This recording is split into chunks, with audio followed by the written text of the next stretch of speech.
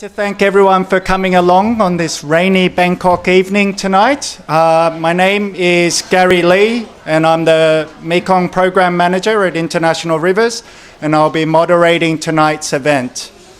1 year ago today, an auxiliary dam at the Xe Pian Xe Namnoy hydropower project collapsed. This resulted in a wall of water being unleashed which killed dozens of people and displaced thousands. 1 year later, which is still today, thousands remain in temporary camps, struggling to meet their daily needs and facing a highly uncertain future. However, to date, actors that are involved in this project have not been held to account. Tonight's event is part of ongoing efforts by a range of people to hold those responsible to account and to ensure fair and just remedy for affected peoples. Tonight's event will be divided into two parts. In the first part, we'll have a panel focusing specifically on the Xe Pian Xe Namnoy project and the dam collapse, including a report which is being launched today, which is examining the actors involved and their responsibilities according to international law and human rights frameworks. That will be followed by a question and answer and some discussion, and the second part will have a couple of panelists exploring the broader implications and context in relation to human rights, hydropower and other issues for Laos and the region more broadly. So first, I'd like to invite our first two speakers who will be sharing some of the key findings and recommendations of the report. The first speaker will be Maureen Harris, who is a Southeast Asia Program Director for International Rivers, and she will be followed by Craig Bradshaw, who's a Southeast Asia Legal Coordinator for Inclusive Development International. Thanks, Gary. Is that working okay? Yes, I think so. Okay. So, in our first presentations, we'll be sharing with you, introducing the report which is being launched today. Here's a copy of the report.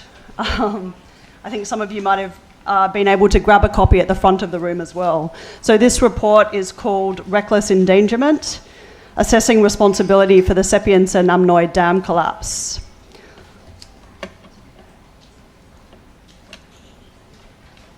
It's a joint report put out today by International Rivers and Inclusive Development International. And the report looks at the situation of the dam collapse 1 year on this anniversary, and it looks at the different actors who are continuing to develop and to profit from the project. We've dedicated the report to those who perished in the Xe Pian Xe Namnoy tragedy 1 year ago and their loved ones, and also to the many others who have suffered and are continuing to suffer as a result of this project. And many of them, their suffering and the impacts on their communities have not been acknowledged and have not been given redress so far. So our purpose, the report, as well as looking at actors involved, the intention is to give an update on the situation and to share where things are for the survivors of the tragedy. It's based on, or it compiles the research of a number of researchers who have visited the affected communities in Laos over recent months during site visits in March, May and July. Researchers could not be with us tonight, but we do have some speakers as well who are going to share their impressions after we present the report, their impressions from speaking with affected communities who have visited the site in recent months. So the report basically looks at the questions about the current situation and then who is accountable for the ongoing damage, how are they responsible, and what action should be taken to remedy the ongoing loss and harm and the situation for the communities.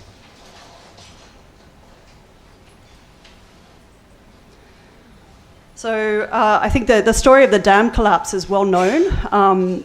It was covered extensively in the media last year, and Gary has already introduced for this occasion. But as we know, the Saddle Dam D of the Xe Pian Xe Namnoy hydropower project collapsed a year ago.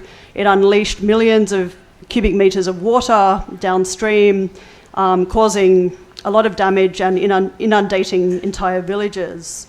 According to the official toll, 49 people were killed and 22 people remain missing following the tragedy. There were 6 main villages that were most affected, almost entirely inundated by the floodwaters, and a total of 19 villages that were somewhat affected or somewhat inundated. People lost, many people were stranded for days awaiting rescue. People lost their homes, their farmland, property, and their daily lives, as they knew them, disappeared as a result of the tragedy.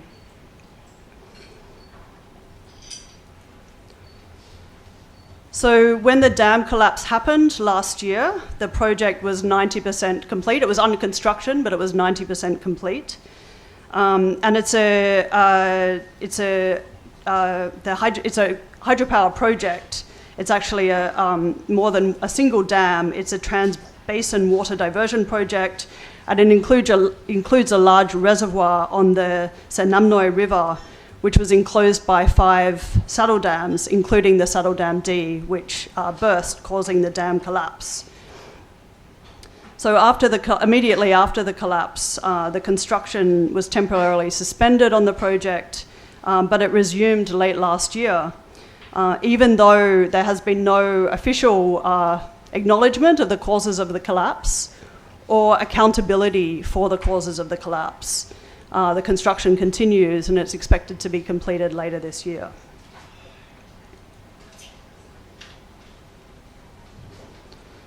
So as we know, the Xe Pian Xe Namnoy project is one of many dams in Laos, under the Lao government's policy to produce hydropower for export to neighbouring countries. And in the case of Xe Pian Xe Namnoy, Thailand is the intended recipient of 90% of the power from the project. So Laos's hydropower policy and the pace at which projects are being rolled out across the country has been a cause of concern, and sort of recent media scrutiny, including around the recent visit by the UN Special Rapporteur on extreme poverty and human rights. And this is true both in terms of the local impacts on local communities in Laos, but also the transboundary impacts and wider impacts on the Mekong Basin. And there's been a lot of media and commentary in the last few days around the drought happening in the Mekong, in parts of the Mekong, and the contribution of dams to that drought. So before the dam collapse itself received a lot of attention, but before the collapse happened, the dam had already caused significant environmental and social impacts, which received less attention. And this included, earlier in the construction of the project, the resettlement of 10 Indigenous communities from around the reservoir area, and these communities continue to face problems and challenges, including access to adequate land, food, livelihoods, and fair compensation for the resettlement. The project also caused, because of diversion of the Xe Pian River into the project reservoir, it also caused dewatering of the Xe Pian River, which had impacts on fisheries and fisheries-based livelihoods for the people in Sanam Chai, in Attapur, who were later the victims of the dam collapse as well. And there was a clear lack of consultation or information shared about the project. Many of the people who were affected in the dam collapse reported that they knew nothing about the dam upstream. They didn't even know a dam existed upstream until the collapse happened and their houses were swept away. So concerns around the impacts of hydropower in Laos, particularly on local people, are also heightened by the particular context in Laos, which makes it very difficult for local people to speak out, to be consulted, to participate in, to have public participation around projects and to voice their concerns around projects. And this is furthered by issues such as the restrictions on civil society in Laos and challenges in terms of an independent judiciary and rule of law. Cambodia also faces similar challenges, and as well as people affected in Laos, as we know, the floodwaters spread into Cambodia, where many people were also affected and lost property, lost land, and have also not been compensated for their losses.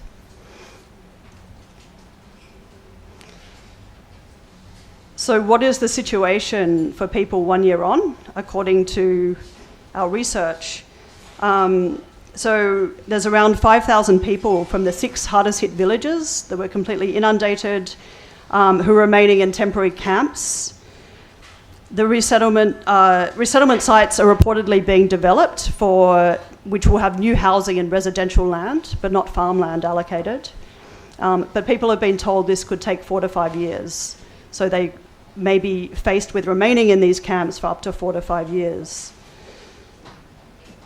The current housing situation, the houses are hot, they're crowded, they're hot particularly in the summer, in the hot season, and there's little privacy. In terms of compensation payments, the families of the missing and deceased received $10,000 earlier this year. The displaced families received a one-time cash payment of around $60 to $75. And there's been a payment of a monthly allowance for people in the 6 villages, which comes to around $30 per month. But this has been paid sporadically, and it's been back paid rather than paid in advance, and it hasn't been paid according to a clear schedule. So it's been very difficult for people to organise their lives or to ensure their own food security with this allowance. All the displaced villages have received a monthly rice ration, but it's of very varied quality, and it's also not sticky rice, which is what the communities are accustomed to eating. So because of these difficult conditions, some of the people want to move back and rebuild their houses. Some of the houses can be rebuilt, they're not completely destroyed. But it's not clear if this is an option for the communities. There's been no indication given that they will be given support to rebuild their houses in their old villages. In our report, we detail some stories of a village that tried to move back earlier this year, but then a flash flood happened and they were warned by authorities to move back because it wasn't safe in their old village. So some people do want to move back, but others don't. And they're fearful to return home, and they're worried about a recurrence of the collapse.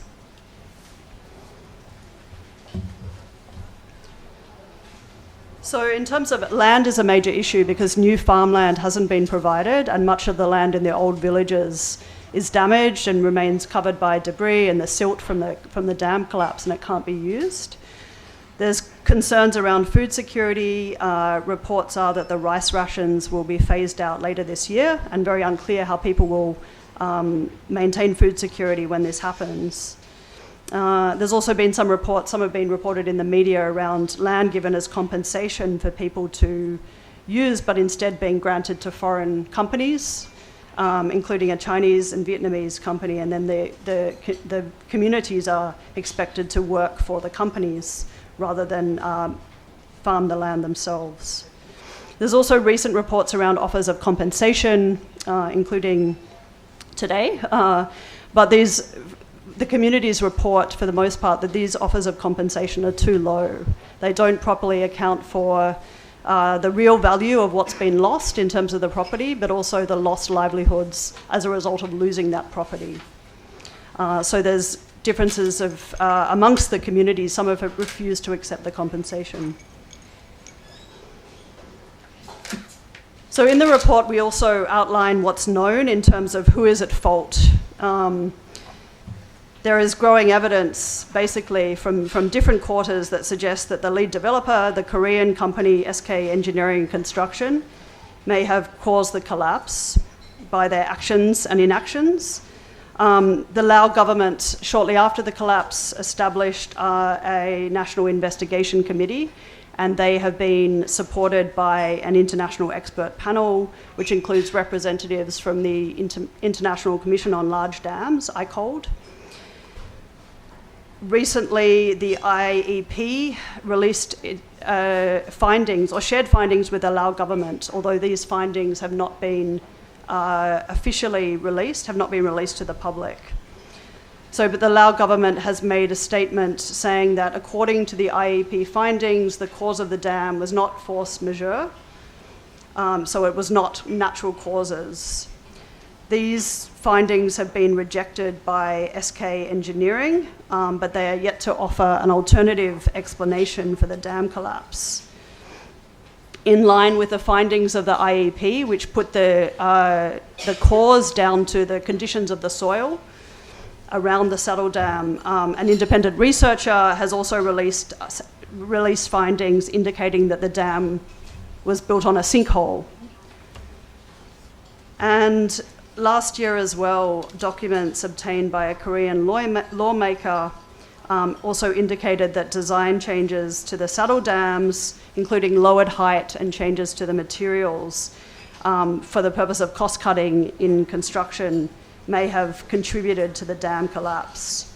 At the same time, while we have these unanswered questions and the findings of the investigation haven't been released, the construction has continued, despite the lack of accountability for the causes. And this raises real questions, including on whether continuing with the construction and the remaining saddle dams also face the same risks that cause the Saddle Dam D to collapse. We don't know, and we don't know if those dams are going to be rebuilt and reconstructed in the way that the collapsed dam has been. So our report looks at these issues in terms of the framework of human rights responsibilities, and the governments involved, including the Lao, Cambodian, Korean and Thai governments, all party to major international human rights instruments. Under these instruments and under the UN Guiding Principles on Business and Human Rights, which are the leading framework for understanding human rights responsibilities related to business activities, this means that states, including Laos and Cambodia, would have an obligation to protect human rights, and this means address the current situation of lack of human rights in the displacement camps, lack of access to food, to water, and to adequate housing. At the same time, the governments of Korea and Thailand would also have a responsibility to ensure that the companies that are domiciled in within their jurisdiction respect human rights in their investments abroad. And this is an obligation that's been formally recognised by the Thai government in 2 cabinet resolutions, and also in the Thai government's new draft National Action Plan on Business and Human Rights, which includes recognition of the extraterritorial obligations of the Thai government to regulate the conduct of Thai companies and businesses operating abroad in their investments abroad. Likewise, under the UN Guiding Principles on Business and Human Rights, companies themselves have an obligation to respect human rights. And this includes all the different companies involved in the project, as developers, as investors, as financiers, have varied responsibility. Their responsibility might vary depending on their role in the project, but they still have a responsibility. If adverse human rights impacts are known, they have a responsibility to contribute to addressing those human rights impacts. And both governments and companies, corporate actors in international human rights frameworks, have a responsibility to ensure access to remedy. And this includes providing access to both judicial court systems and also non-judicial remedies. So this could include remedies given challenges with access to justice, in Laos or Cambodia for that matter. This could include ensuring access to justice or access to courts in other jurisdictions outside of those countries. So given those human rights responsibilities, the next question was looking to the companies involved in this project. Who are the companies? What are their responsibilities? So I'll hand over to Craig.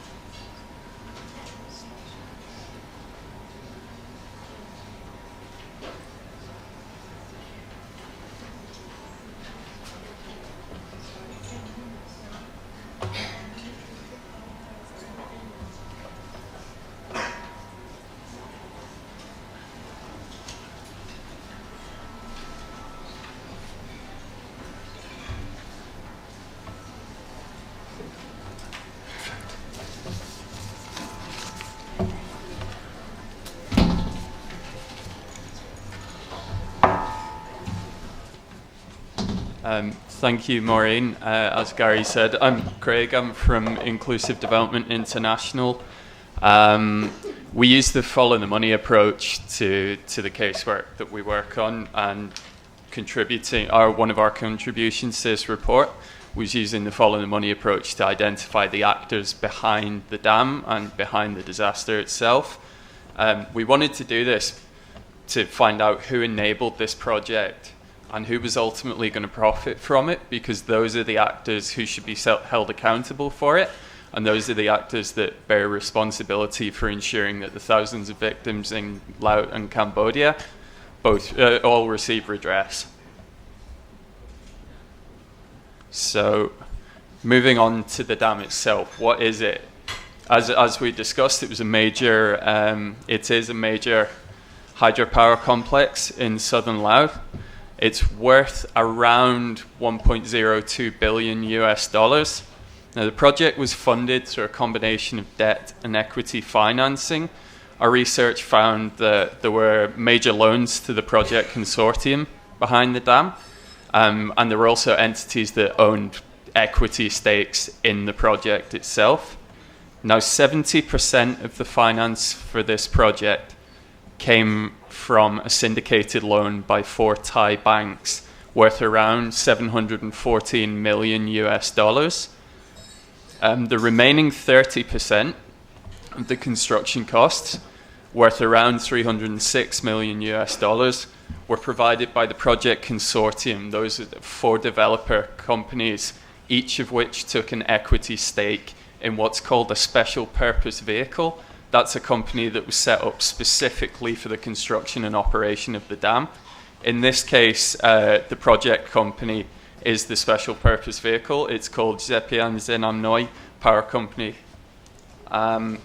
So, moving on to debt financing. As I said, there are 4 banks behind that. They're all Thai. 3 of those are commercial banks, but significantly, the Thai government's export credit agency was also a participant in that syndicated loan. They contributed towards the loan that made this project viable. And it's also worth noting that at this early stage, it's believed that the Asian Development Bank also played a role. It advised on the syndicated loan and provided what's known as a takeout mechanism, which is essentially a refinancing mechanism. But that support made the project increasingly bankable, increasingly viable, so it played a significant role, we believe, in this project going forward in reality. Now, moving on to the developers themselves. As I said, there were four of them. Each of them hold an equity stake. The first of those is SK Engineering and Construction. That's a Korean company, and they're a subsidiary of a major South Korean conglomerate called SK Group. They took 26% equity in the project company itself, but most significantly about SK Engineering and Construction is that they were the engineering, procurement and construction contractor. They designed and built the dam. Because of that, that means if there are flaws found in the construction, if there was negligence found that is found to be attributable to the constructors, it will primarily rest with them in terms of accountability. Oops. Now, the second project consortium developer, Korea Western Electric Power, obviously also Korean. They're a subsidiary of Korea Electric Power Corporation, or KEPCO. That's the publicly traded Korean power national electricity utility. They took a 1/4 stake, and their role is likely to become increasingly prominent because they'll manage the operations of the dam. So as Maureen said,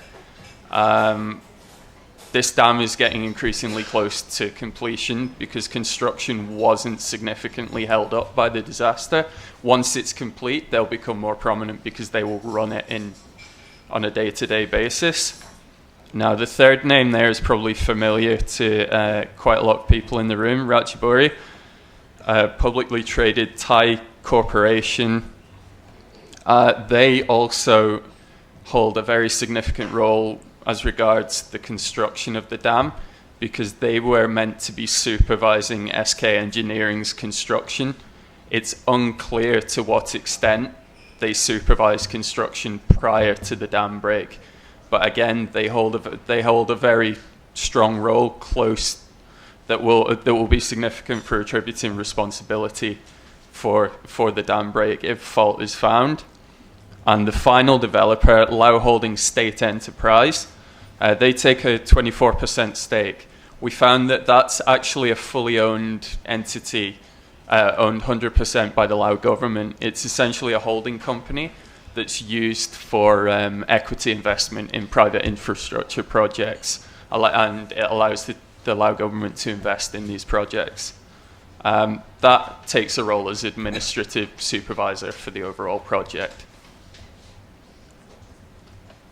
Now, it's not just the financiers, and it's not just the developers that play significant roles here.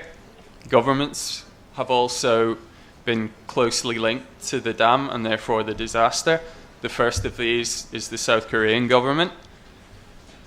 The South Korean government's enabled and profited from this dam through a number of entities that it has stakes in or controls. The first of these is the Economic Development Corporation Fund. That lent $80 million in overseas development aid to Lao Holding State Enterprise. So it loaned that money directly to the Lao government's consortium member, and they invested it in the dam. So there's a clear link there. And then moving on, there are a number of other entities linked to the South Korean government that are also significant shareholders linked to the consortium members from Korea. So the first of those is the Korean Development Bank, which is a 33% shareholder of KEPCO, the Korean National Electricity Utility, which is the parent company of one of the consortium members. Similarly, the Ministry of Economy and Finance of South Korea owns 18% of that same parent company of the consortium member. Moving on from there, the government-owned National Pension Service, which invests the pension funds of South Korean citizens, holds significant shareholdings in companies that are part of SK Group. They are linked to the dam project and the resultant disaster by virtue of holding significant shareholdings in group companies that are the largest shareholders in the dam construction consortium member, SK Construction and Engineering. So the pension fund has invested in companies that hold significant shareholdings in SK Engineering. And finally, Exim Korea, the Export-Import Bank of Korea, advised on that syndicated loan that made the project viable, and it also participated, we believe, alongside the ADB on the refinancing mechanism. And moving on, the Thai government also has a role here, obviously. As I've explained, Exim Thailand was a participant in the syndicated loan that was provided to the project. They contributed funds towards that 70% that was contributed towards the construction costs. Additionally, in 2013, EGAT, the Electricity Generating Authority of Thailand, signed a power purchase agreement with the dam developers and with the project company to offtake 90% of the dam's generation. Maureen's touched on that briefly. That agreement has a duration of 27 years. Construction started shortly after that power purchase agreement was concluded. Gaining a major buyer, taking on that scale of your output reliably for that term makes the project viable. It makes it a very bankable prospect. So it played a significant role in taking this project forward. EGAT also is the largest shareholder in Ratchaburi, who are obviously a member of the project consortium, and the Thai Social Security Office is also the 4th largest shareholder in Ratchaburi. Now, no project like this gets off the ground without insurance. And we know significantly for the people that have been affected by this, that there is liability insurance for this dam. And the loss liability coverage across the 2 policies amounts to $50 million US. The first policy is essentially focused on the construction and construction liability. It's likely to have focused on damage to the dam itself, but also includes a $10 million liability component. When that is exhausted by claims, a second policy, which is an excess of loss liability policy, comes into play, and that one is worth $40 million US. Across the 2 policies, the main insurance is provided by AIG, the US firm. It backs the majority of the liability coverage, but Korean Re and Samsung Fire and Marine contribute the remaining coverage. And those 2 are themselves reinsured to a third insurer called Asian Re. There is a pot of insurance money here for exactly this kind of situation, and the affected people should have the capacity to claim against this insurance to remediate them for the losses. Now, as Maureen explained, all of these state actors involved are parties to the relevant key international human rights instruments. It's a fundamental principle of international human rights law that victims must have access to an effective remedy where their rights have been violated. We've used Follow the Money there to work out who was involved in this project, so we can start thinking about who holds the responsibility for that effective remedy. Now, as the first practical step, I'll go into the recommendations that the report makes now, specifically with regard to these violations and remediating losses. As a first practical step, we recommend that the construction of the dam halts until the people that were affected by that initial dam break are effectively and adequately remediated for the losses, and they have access to effective remedy. For the governments involved, the governments of Laos and Cambodia bear the primary responsibility for ensuring that communities have access to an effective remedy for infringements of their rights. They also must investigate and punish those accountable for the disaster. Now, in this case, the responsibility of the Lao government is even greater, as its own company is part of the project consortium, and it's also associated with the situation in the displacement camps that Maureen described. It's also worth noting that in terms of insurance claims and access to remedy, the civil and political situation in Laos would make that extremely difficult. The situation with the judiciary would be extremely difficult in terms of triggering insurance claims. That's something that I'll come back to in a minute. Moving on to the governments of South Korea and Thailand, as Maureen mentioned, they should also work to ensure that those affected have access to effective remedies and ensure accountability of the responsible individuals and corporate actors that are domiciled in their countries. For the developers, the companies that developed or funded the dam all have responsibility to provide for or cooperate in remediation for the adverse human rights impacts that they've contributed towards. Now, the report recommends that this remediation should involve the establishment of an accessible claims mechanism that provides appropriate redress and is funded and facilitated by the developers, financiers, and insurers behind the dam. As I noted, SK Engineering and Construction is the EPC. It's the physical builder of the dam. If the reports of deliberate construction flaws and oversight failures are accurate, then they should bear primary responsibility for establishing this remediation process and contributing towards it. Ratchaburi, equally as through their supervision role, also hold strong responsibility for this. That does not mean that the other two developers are off the hook. They should also support and contribute to remediation. We also call in the report for all shareholders of the 4 development companies in the consortium to use their leverage with the companies to ensure full and effective remedy.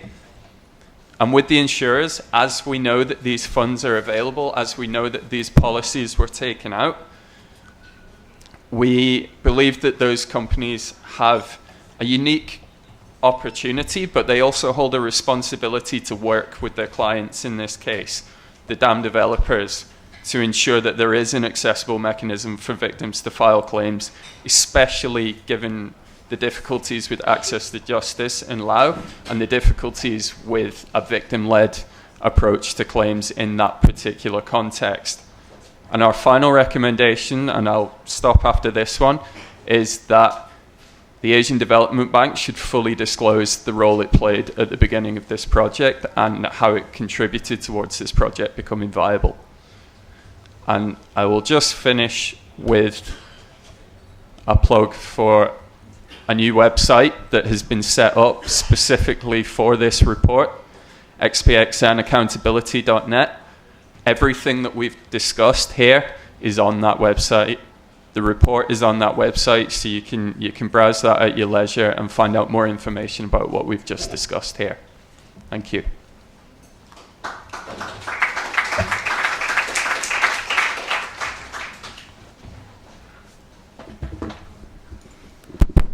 Thanks, Maureen and Craig. I think, as their presentations highlight, this dam has had major impacts, and while it is located in Laos, its impacts and those that are involved are regional and international. So that when the dam collapse happened, the impacts not only affected communities within Laos, but also thousands of people that are living along the Sekong River in north and northeast Cambodia.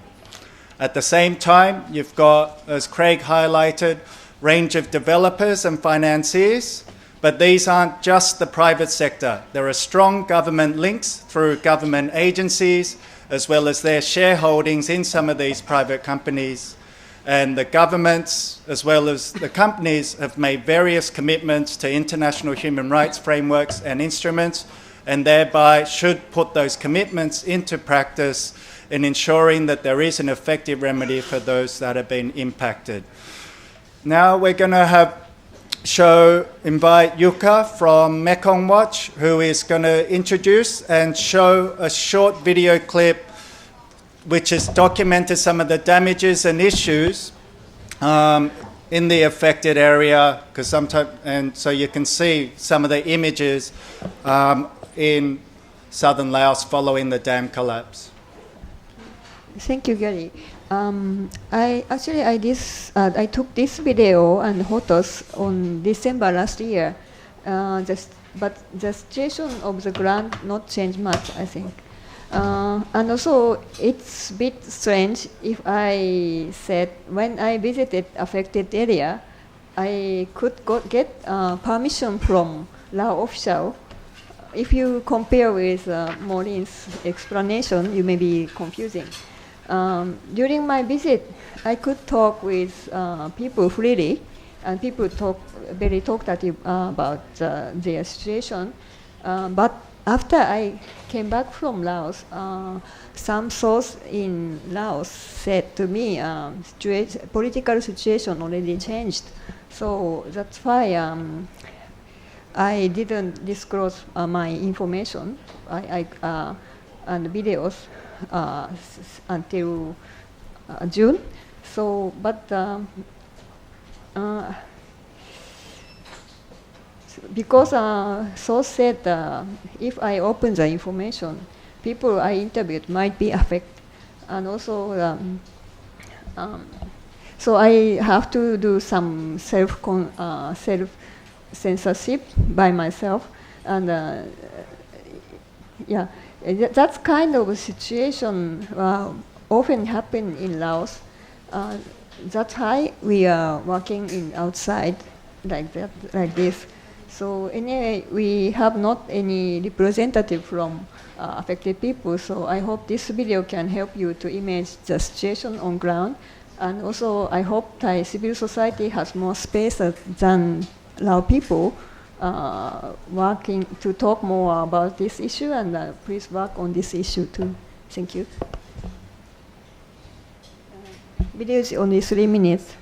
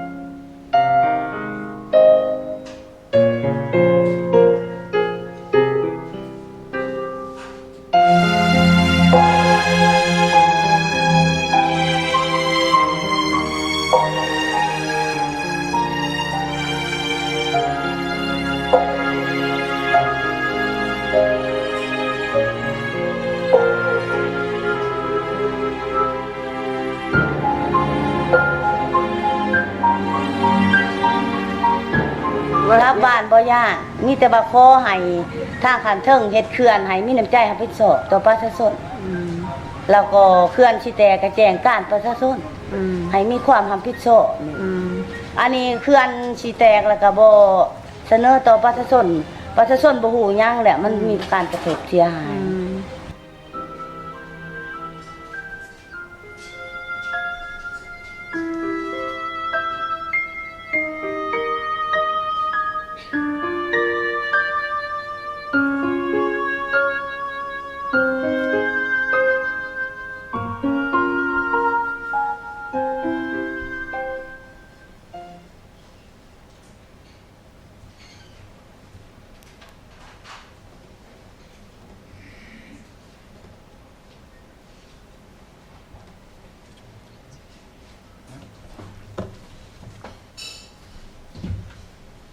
Thank you, Yuka, for sharing that video. I think it sometimes seeing those images and realizing the extent of the impacts We're now going to... It's okay. We're going to the last speaker on the first panel, who will be joining us via Skype.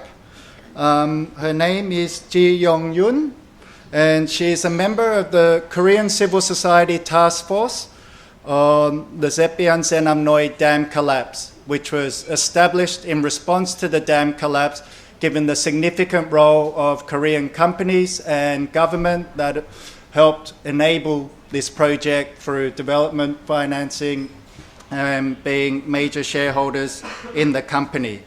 She will talk about how the Korean actors have responded to the collapse and what have been some of the efforts by the task force and other actors in engaging Korean actors that have been involved in the Xe Pian Xe Namnoy dam project. Are you there, Ji Yong Yun? Hello.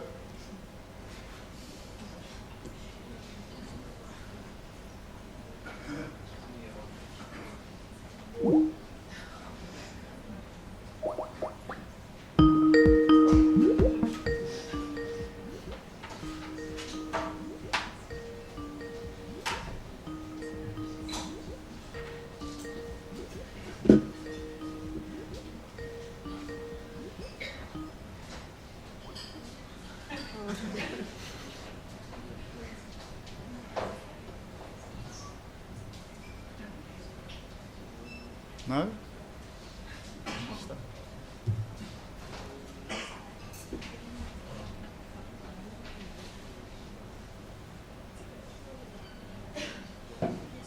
Should we just go to questions? Yeah, do you want a few more? Just go Q&A.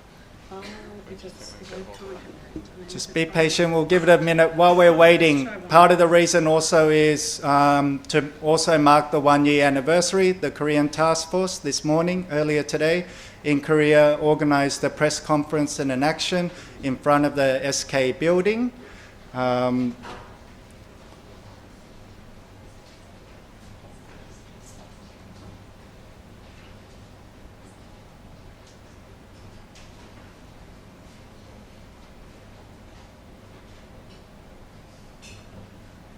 No? Hello. We can hear you but can't see you. Oh, there she what? is.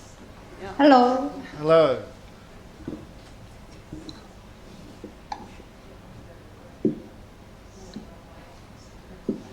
Hello.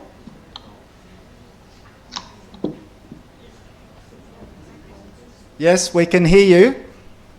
Can you hear Yes. us? Yes. Can You you can- hear me? Yes, we've done the introduction. You can start speaking now. Okay.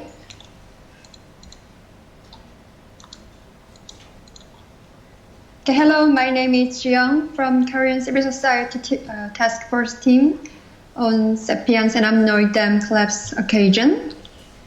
And I'm happy to join this great event, and thank you for giving me the chance to contribute here. And already Yuka and Maureen and Craig mentioned a lot for the situation of the affected site. I will just add some comment from my opinion and my observation through my field visit in January.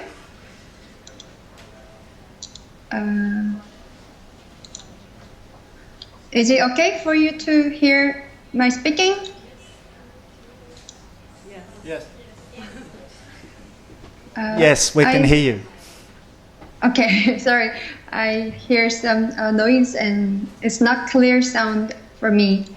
Okay, anyway, I'm going to speak constantly. When I visit the affected community, as you all know, the quality of their life was very low and poor. And most of all, those who used to live on their own before the accident were very powerless to do anything for their life after the disaster. And most wanted was to feed themselves by farming and fishing as usual, but they could not make for their living anymore after the collapse. They just want their original life, not a new life.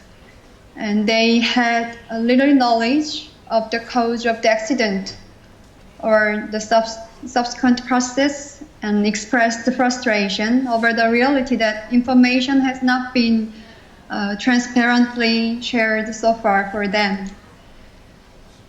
The fact that they didn't really know anything about their future was very frustrating for them. They asked how long do I have to stay in the camp when I can go back to my home, my village? And there are many things they want to know about the collapse, but no one tells them the truth. So they expressed their anger and blindness to the future that they can't decide by themselves. And also they strongly expressed their emotion just because I came from Korea, and they wanted to complain, and they want me to hear their voice and deliver to the developers, because they wanted to meet someone from Korean company and Korean government, but they said no one came to hear their stories there. And also for the Cambodia's case, the people I met asked who should be held responsible for the damage they suffered, and noting that there were fewer casualties and physical damage, but no one was paying attention to them. They also had problems with food supplies, food security, in the year after the farmland was flooded, also this year, but had no choice but to solve them on their own without outside assistance. They also hoped Laos and South Korean officials from government or the company will visit them, but they couldn't meet anyone from Korean company or government, and they were very upset for the truth. They cannot get any support from Korea. And when I visited the camp and the affected site, some of the people already went back to their former home because they didn't want to live in the temporary camp. As we know, the camp situation, the current camp conditions were very poor. Even they don't have any place or any stuff for living in their original home, they wanted to go back to their village and their home. And in the camp, they said they felt trauma, suffering for their memory at that time. So they couldn't stand up in the camp. So some of them already went back to their village.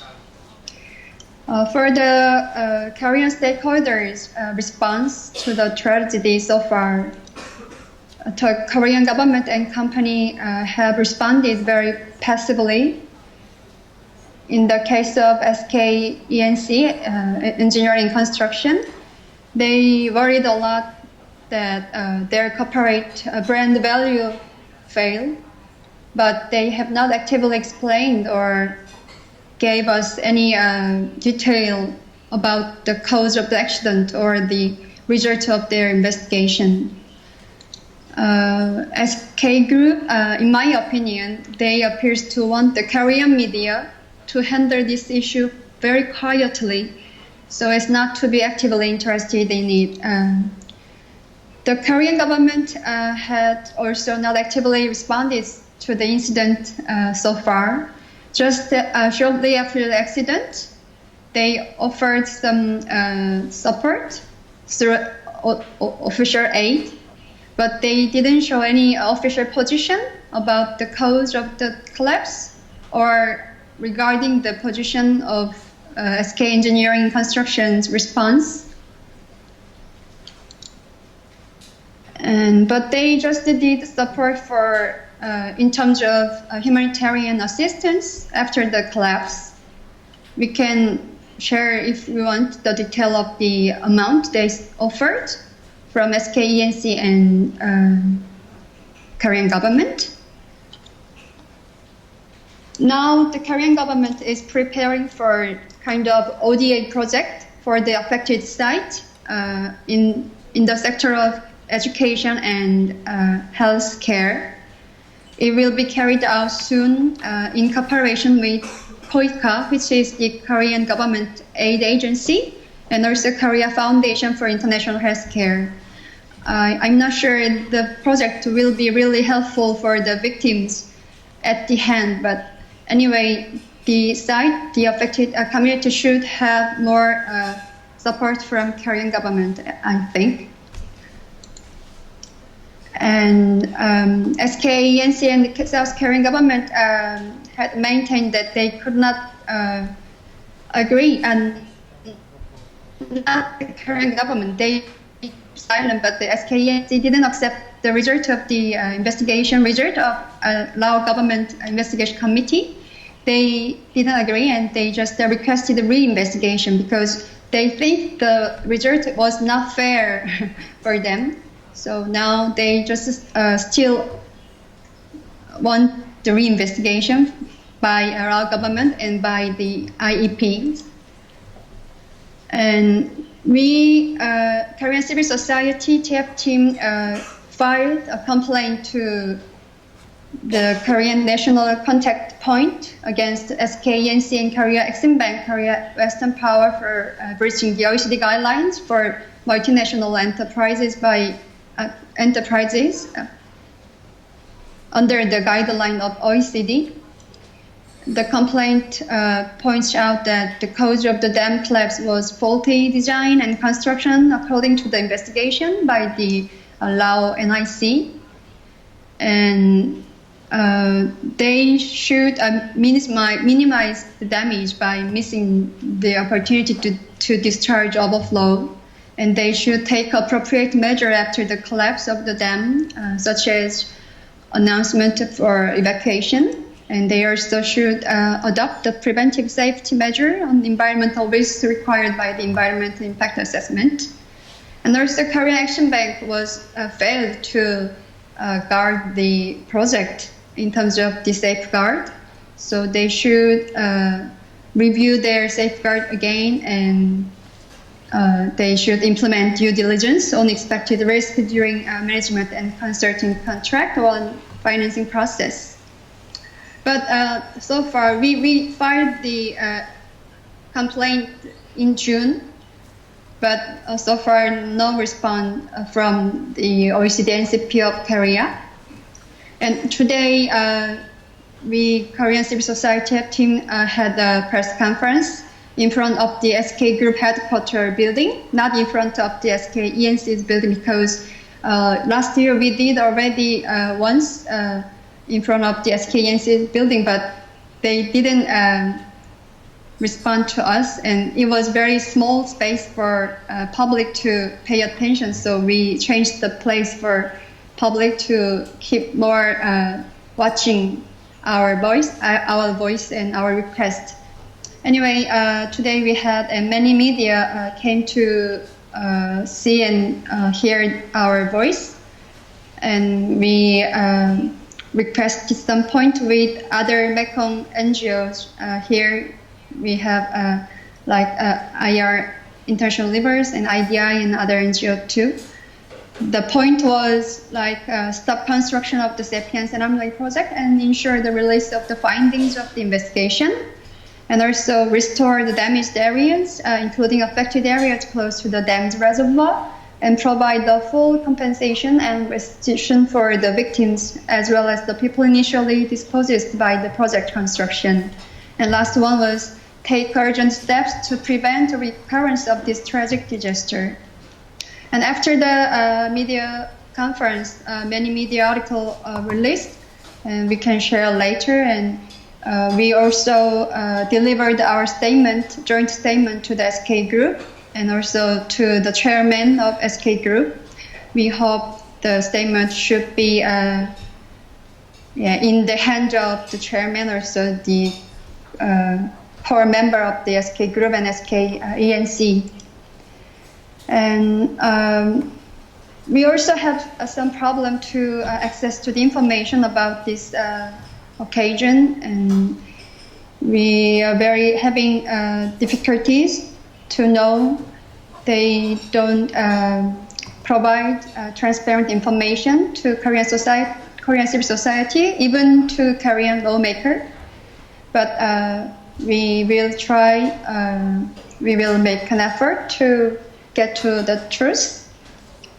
And yes, with other NGOs in Mekong and other civil society, we will try to hear the voice of the people who had suffered from the collapse. Yeah, maybe this is for now my speaking.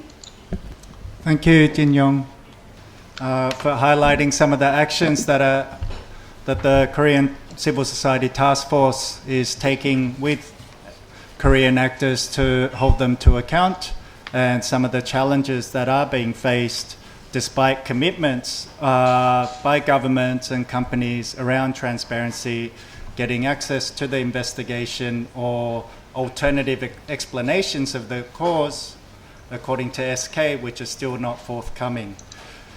Jin Yong, can we keep you on the line? Okay. We will now open the floor for any questions and some discussion before we move to the second panel. So if you have a question, there's a microphone. Please go to the microphone, which is just in front of that bar area.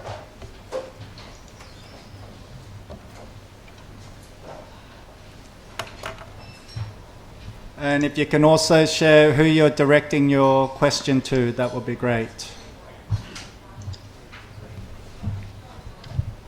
Hi, my name is Dick Bean, and I've had an interest and have performed some investigations of this failure over the past year. I have three questions. I'll make them very brief for the panel. That are questions that I don't know the answer to, and I'm not sure that anyone here knows the answer to them either. And that's why I raise them, because I think they're important questions that should be answered. I suspect that there are plenty of lawyers involved in this case who are far ahead of us in answering these questions, but I think that we, or those of you in the press, would benefit by pursuing these questions further. The first is that since there appears to be complete agreement that the concept for this saddle dam was a flawed concept, that it was doomed to fail, who made the decision to build the dam at that place and in that way? Now, I know commonly the press says, well, contractors do that kind of thing, but usually in international practice, that is not the case. There's also a designer who makes the decision, and the contractor very often can reasonably get off the hook by saying, I just followed the recipe. And it hasn't been clear to me in the coverage so far that the designer, it could be the contractor. Sometimes contractors do take on that full responsibility, but often it is not. And I don't think the answer to that question is clear, and I think it's an important question. Okay. The second one, briefly, has to do with insurance coverage. And I'd like to raise the possibility that the numbers that Craig put up on the board there, I think 50 or 100 million, may be way less than what the actual insurance coverage is. I've seen other numbers that approach 700 or 800 million. Now, all of this is shrouded in complete secrecy, as you can imagine, but I think it's a good question that could be pursued further. The third, and to me the most important question, is this: why is all of the information about the investigations and the international expert report itself continuing to be kept secret? Someone is benefiting from this secrecy. It isn't just reflex Lao government habit. Who is benefiting and why? And I think there are several avenues that can be pursued in connection with this question. And one of them, and perhaps the most important one, is, are people benefiting because there's a will to continue to complete this project quickly at continuing serious risk to the same people who have already been damaged? There are other issues, and that has to do with, is all of this secrecy having to do with manipulations of question of insurance coverage? because insurance companies may or may not have to pay depending on the conduct of the parties who are insured. The third possible reason for secrecy could have to do with the Korean government in its various shadow forms that are involved in the project, because I understand the Lao government to have attributed the reason for the secrecy to Korean sensitivity to releasing the results of the investigation. So those are just a few ideas, and if any of the panel members have any preliminary thoughts on those, I'd certainly be happy to hear them, but if you don't, I'd certainly suggest that it might be something worth pursuing. Thank you very much. Thank you. We'll take one more comment question, then we'll get the panel to respond and do another round. Thank you very much to the organisers for organising this important event today. My name is Carl Middleton from Chulalongkorn University. I think you've laid out a very clear case about who's responsible and obviously the severe impacts of this tragedy. I'd be interested to hear from the panel about the actual places where justice could be held to account. So the example, from the example from Korea about the national contact point for the OECD guidelines on multinational corporations is one space that these complaints could be taken to quite specifically and potentially have some form of accountability with the South Korean actors in this case. But you also laid out a number of other actors involved, ranging from the ADB to Thai actors and Lao actors. So is it possible, for example, to have a Thai court case? How adequate is the Thai law, including in the context of extraterritorial obligations? Are these sorts of things feasible or not? Thank you. Thanks. You want to go first? Do you want to go first or in response? Yeah, I can. You don't have to. I can do, yeah. So sorry, I didn't get your name there. So the first gentleman. My name Dick. is Dick Meehan. Dick. Thanks, Dick. On the insurance question, that information was leaked to us by a well-connected and trusted source from within the insurance industry. So that the figures used within the report and the figures that were discussed here was based on that particular source. So, I mean, happy to have a conversation if you have other information to add to that as well, though. But for the purposes of the report itself, we had a source from within industry that told us these things and showed us certain information that we based our conclusions and recommendations on. Okay, I have no inside information, but I have published information which I'd be happy to give Okay. you. Thank you. And for the question about for redress, that is something that collectively the organisations involved in this report and the ones that we work with are looking into. Our own position with regards to the report is these affected people absolutely have the right to pursue both judicial and non-judicial remedies. Obviously, the NCP is an example of a non-judicial remedy. We are having ongoing discussions at the moment with legal experts globally. As you said, there are lawyers involved who are having discussions about where would be an appropriate case for these people to potentially pursue a case.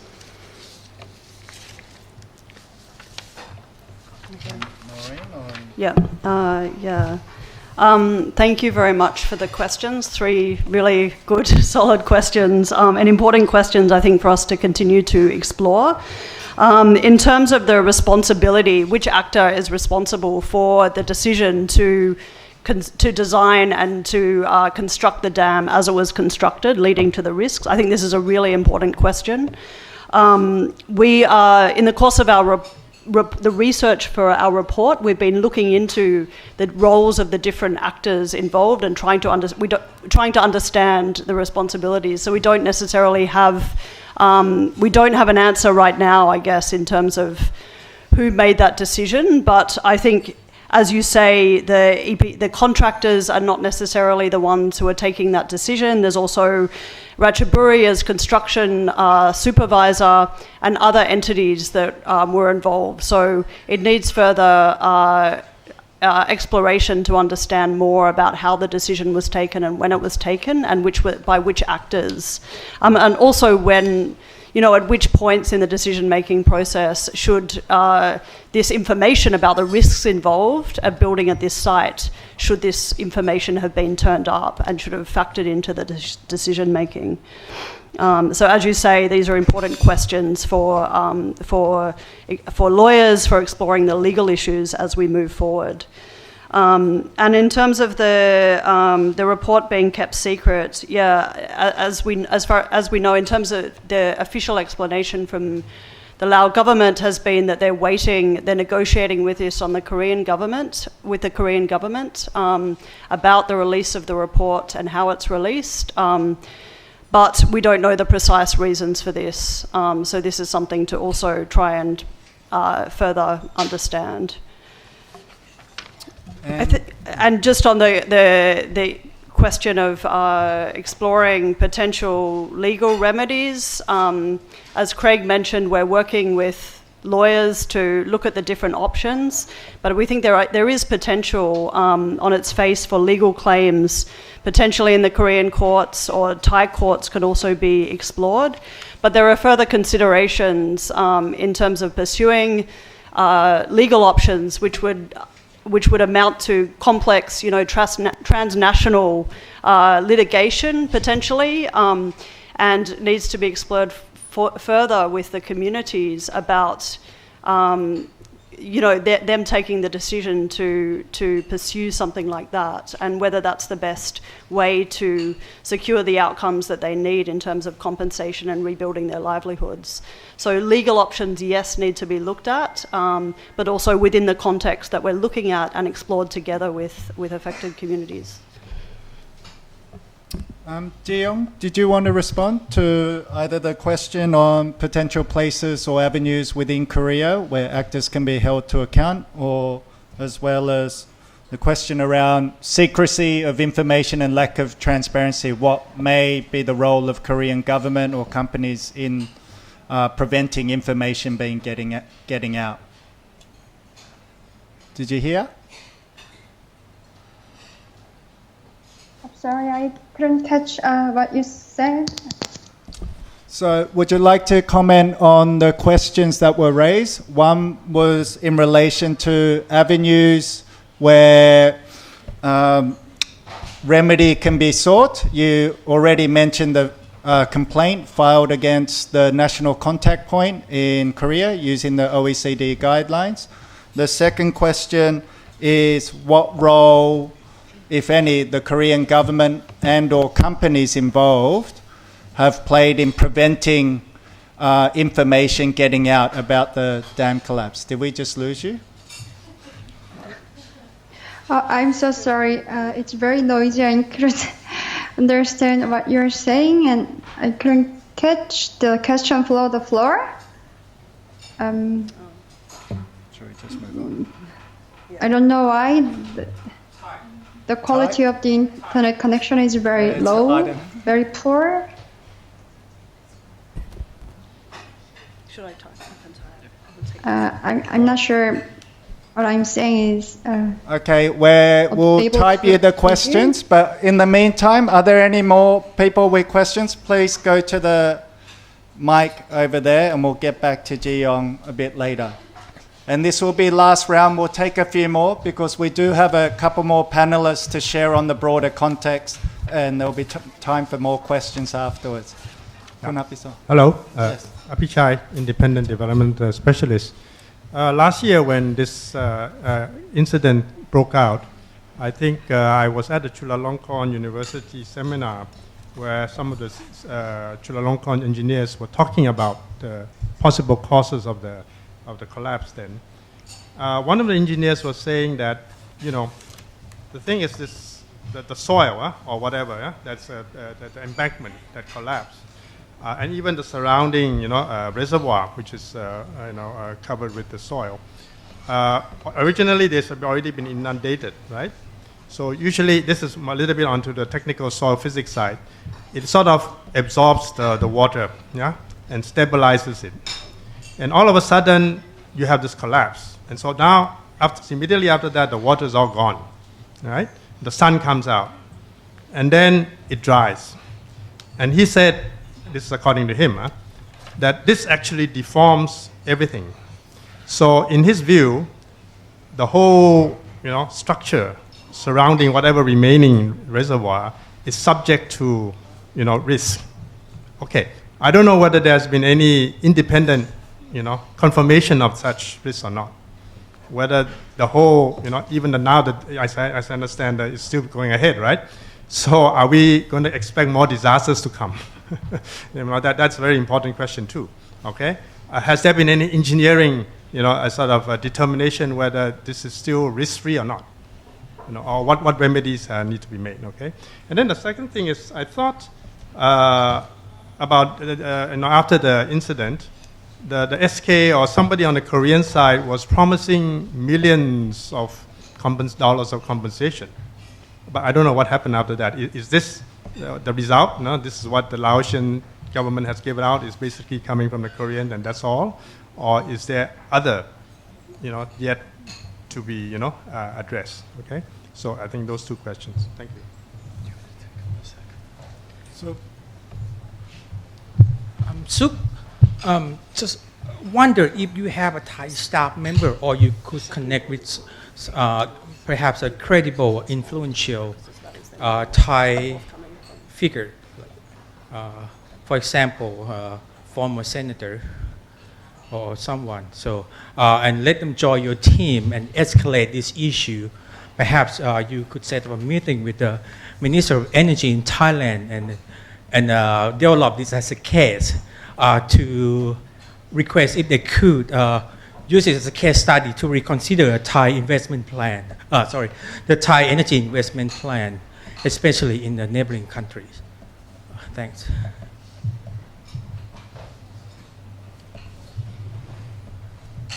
any other questions? Because this is the last round. Yes? Sure, sorry.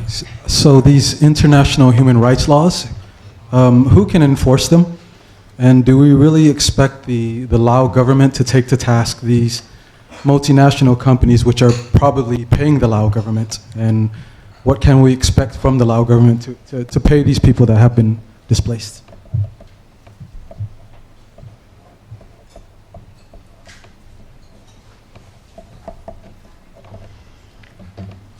Carrie, I think Jiong had some answers to the earlier questions. Yep. Are you still online, Jiong? Hello?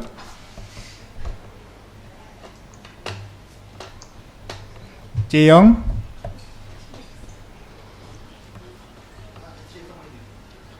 I'll have to reconnect. Okay. Maureen or Craig, do you want to, while we're waiting for Jiong?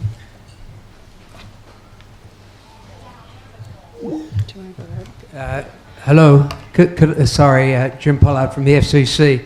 I hosted an event on this a little while ago. I wonder if I could just throw in one extra question, if I may, and which was the Lao government appears to be saying that the death toll is 49 and 22 missing.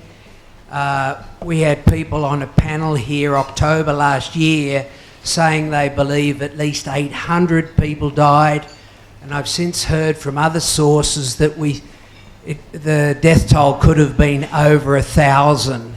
So what I'm wondering is, how can you get a credible payout to the families involved when there's such a problem, a major problem, just on the death toll, the damage that these families have suffered? I'm just wondering, have you ever made an effort to get a list of the people who are killed and missing from all of those villages? Thank you. I think you. You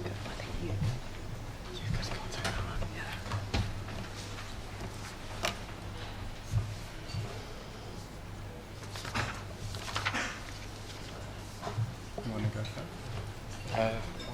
I can't do it. I can give some initial responses and then hand over. In terms of the independent investigation and research, well, one of the researchers that we cite in our report is here. He asked some of those initial questions at the start of the Q&A. So I don't know if Dick, if you want to share a bit more about your research and the findings and your sense of how it fits in terms of the IEP, what's been announced about the IEP report and findings as well. In terms of, I guess, the question around use of human rights frameworks and the Lao government, and can the Lao government be expected to take these powerful multinational companies to account? I think it's important to commend the Lao government for undertaking an independent investigation after the dam collapse, appointing a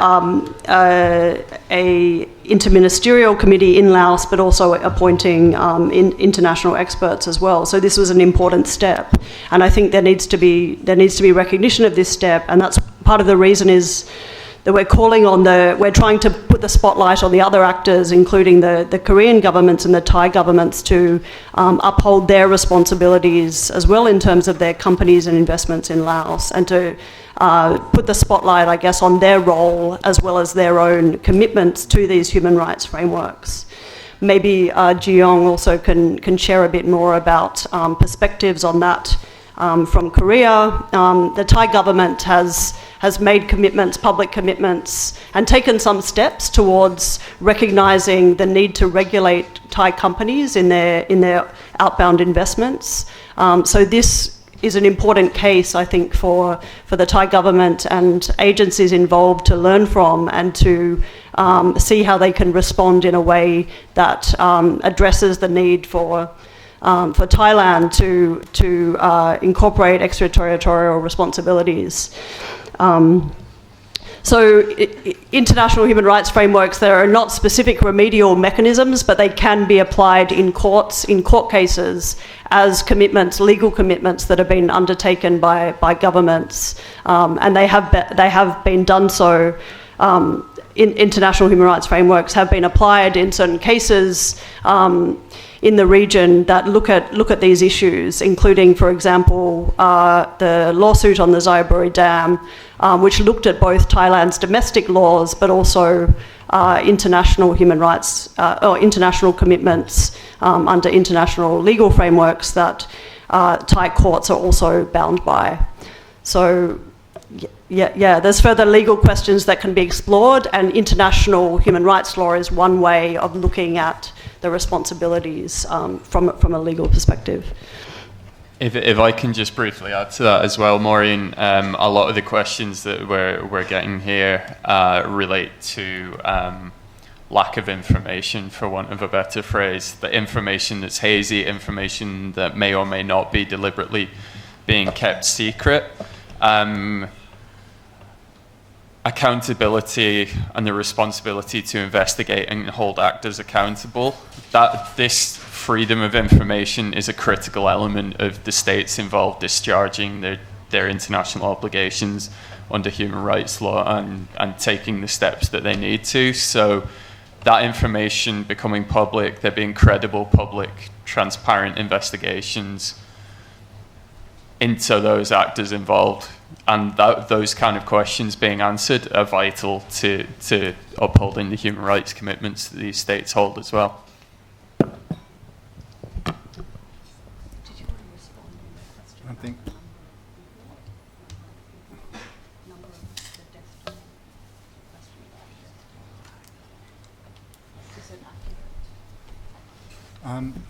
You see, yeah, we're out of time. I think we're going to move on, but if people, particularly journalists and others, have specific questions on some of the activities, including the joint statement that was issued by the Korean groups with other, in collaboration with some of the NGOs here, as well as some of the information on the monitoring and actions being done within Korea, we can please follow up with us and can share contact details of Deong or relevant member of the Korean task force, because I think we're running out of time. We're going to move on to the next panel, which will have, where we'll have Premuri Daurung from Lao Dam Investment Monitor providing some comments, as well as Andrea Giorgetto from the International Federation for Human Rights. But before I do, I think Pai wanted to... No? Yeah. Okay, can I just invite Pi Ieng and Andrea to come up and just some reflections on broader context within Laos, but also region in relation to hydropower, but also human rights.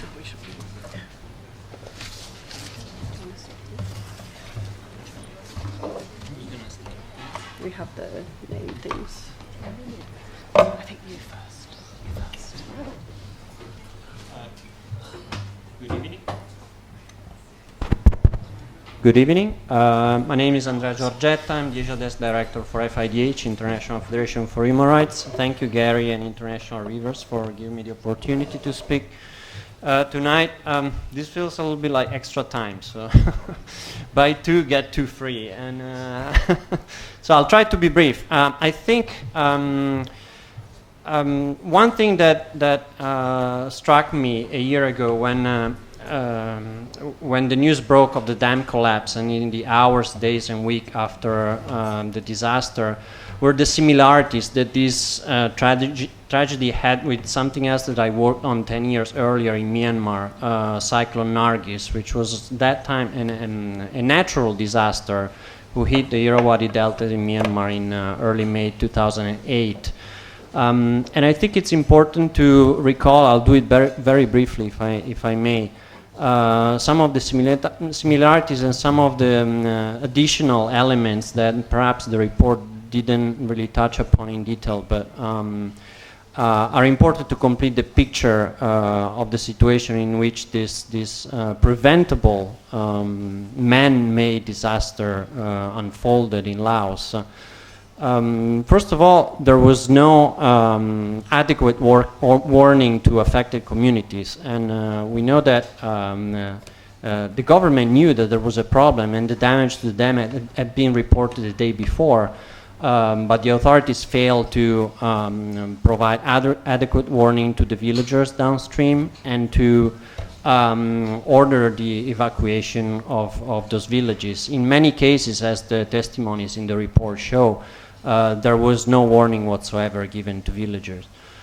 Second of all, I think has been mentioned by the colleague from Asia Times, the issue of the death toll. This is something that we saw in Myanmar with Cyclone Nargis. Despite the apparent severity and magnitude of the disaster, the government immediately and consistently downplayed the death toll. I think after 5 days from the disaster, they reported that the Vientiane Times, which is a government mouthpiece, reported that 5 people have been killed in the disaster, and this contradicted earlier reports, official reports that said the 27 people had been killed. In the days after, again, the Vientiane Times provided details about the number of animals who had been lost in the disaster, but they still maintained that up to 13 people had been killed. Finally, as the report says, in January early this year, the government acknowledged that 44 people had been killed and up to 22 missing, but this is again possibly a gross underestimation of the death toll, and we probably will never know what the final figure is. This is important not only because it speaks to the government's lack of sincerity and transparency, but also, as it's been mentioned, because of the issue of compensation. In Laos, issues of human rights, the government will always tell you are closely linked to the availability of financial resources. So even compensation for them is a matter of cold money. Third issue is that when this happened, Laos, as you probably know, is a country where freedom of the media is virtually non-existent, and the only glimpse you get about the situation in Laos is through the international media. So the and to some extent now through social media. So the government was very quick to counter those two avenues, and so immediately after the disaster, they issued a statement to international media saying that they were not ready to issue visas to journalists to cover what they term as an accident. They also issue warnings to international organizations that provided relief not to speak to the media, warning them not to speak to the media. And the Vientiane Times, again, after a few days, warned of fake news that were being circulated through social media by some foreign news outlets. And the Prime Minister, on top of that, told Lao citizens to trust only official sources for updates. Finally, again, when some of the journalists were let in, the government told those journalists that they had to register with local government authorities they wanted to cover the disaster. Finally, something that probably hasn't got a lot of media coverage is that when this happened, when the disaster happened, there was a heightened crackdown on civil society in Laos. Civil society has been traditionally very repressed by the government of Laos. In these cases, there was an unprecedented number of individuals inside Laos who took to social media platforms, particularly Facebook and YouTube, to voice their anger and their frustration over the government's mismanagement of the response to the disaster. And in many cases, those people had to go underground. They went into hiding because the authorities were very quick to pursue them. In some cases, this has led also to individuals having to flee the country to avoid arrest. So this, I wanted to highlight those four aspects because I think they're reflective of the Lao government's despicable attitude towards its own people, and particularly of their failure to respect human rights and the principles of good governance and the rule of law. Now, FIDH, my organization, when it comes to Laos, we work mostly on civil and political rights, and I can tell you that if you list all the rights, civil and political rights particularly, we will find systematic and severe violation of pretty much every single one of them. And there is a right that is particularly important, and I will conclude with this, which is listed among the political rights, but among the civil and political rights, which is the right to take part in the conduct of public affairs. Article 25 of the International Covenant on Civil and Political Rights, which is a treaty, international human rights treaty that the Lao government has ratified. So the Lao government has an obligation to respect and fulfill this right, which means not only that the Lao citizens have the right to vote and be elected in genuine elections, but also they have the right to take part in a meaningful, active, and free manner in all decision-making processes involving their lives. This doesn't happen in Laos, and this has an impact on their lives of large strata of the population, particularly the most vulnerable people and indigenous people in some parts of the country. Because most people in Laos are deprived and denied of this right to participate. For example, in the design, planning and implementation of infrastructure and investment projects like the hydropower projects or the China-backed railway projects, commercial agriculture, you name it. I think it's important, and I'll conclude on a note that it's not just troubling that the government of Laos doesn't respect and fulfill this law, but it's also troubling that the international community is not particularly concerned about this. How do we know this? There is a process, it's called Universal Periodic Review, which is a peer review of the human rights record of every UN member state, so 190 countries in the world, and is conducted in Geneva every 4.5 years.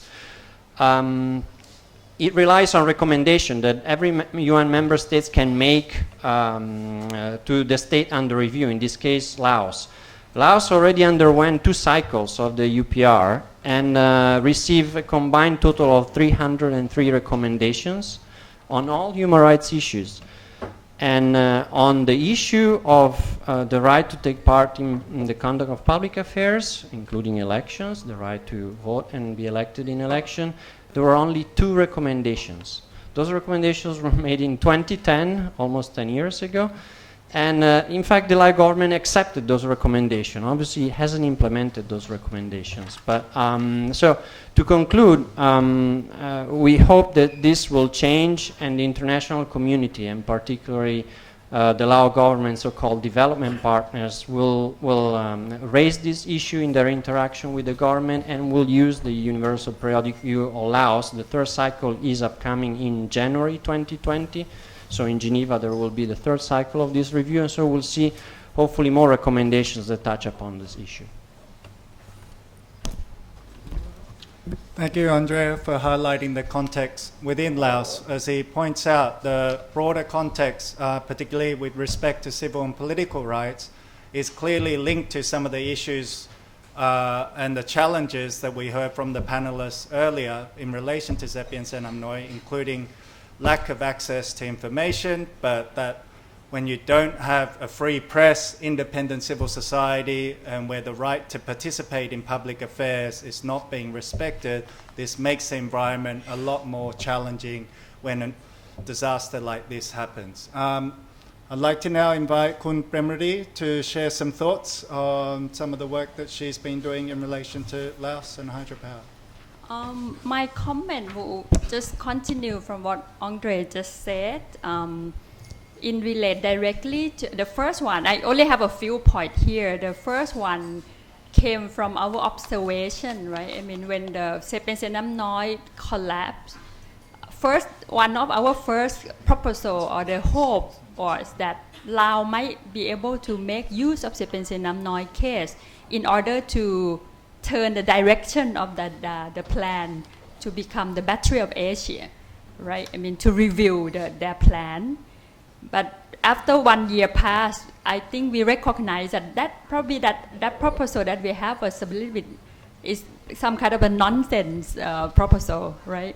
It's partly, I mean, to me, the key reason of that is because, after all, most of the dam that being built in Laos and going to come up is all controlling by the private sector, or even and also the state private sector, right? Like the state enterprise. So it is out of the government hands already. And as you know now, the Laos already announced they already have 63 dams, 27 are coming along. For sure by 2020-21, they're going to have 100 dams. And another 112 and 340 dams are coming. So we are talking about 500 dams in one small country. And even the authoritarian system that they have, I think now the business, the dam builder, is already been going a lot beyond the political system that Laos has. So I think the scenario that we are watching and seeing in Laos, with that, private or the business control, Laos and Korea are in the same position, right? What we are seeing is they are only extremely protect the private sector. You can see that only us who are sitting here that have no idea what's going on, right? When the Lao government said, I cannot release the investigation report because the Korean government do not allow us. So where is the company, right? Why the Korean government has to protect, the company at the first place. And later on, the Korean company, the SK, came out and said, oh, we are not agree with what the Laos announced, the verbally announced about the result of the report, that the dam broke was not the force majeure. So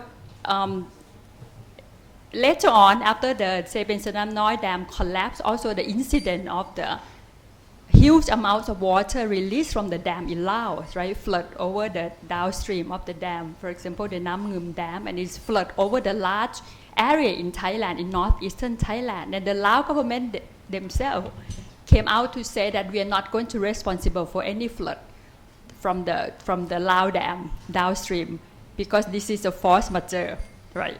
This is what they said. So this kind of game, kind of, I would say, call it hide and seek game, that being played by the government and the company being shown in front of us all the time, right, throughout the last year, the 1 year that already passed. And finally, there is no report, right? We haven't seen any report from the Lao government, any report from the SK company that they keep talking about. And we haven't heard anything from the company. The company has no need to speak to us, right? 1 year ago, the Korean task force went to SK company. This morning, they went again. None of the SK company representative came out to receive the letter ever. None of the Thai companies say something, except the very first week after the collapse that the Thai company, Radbury, came out and said, don't worry, we are going to fix that and the dam will be built.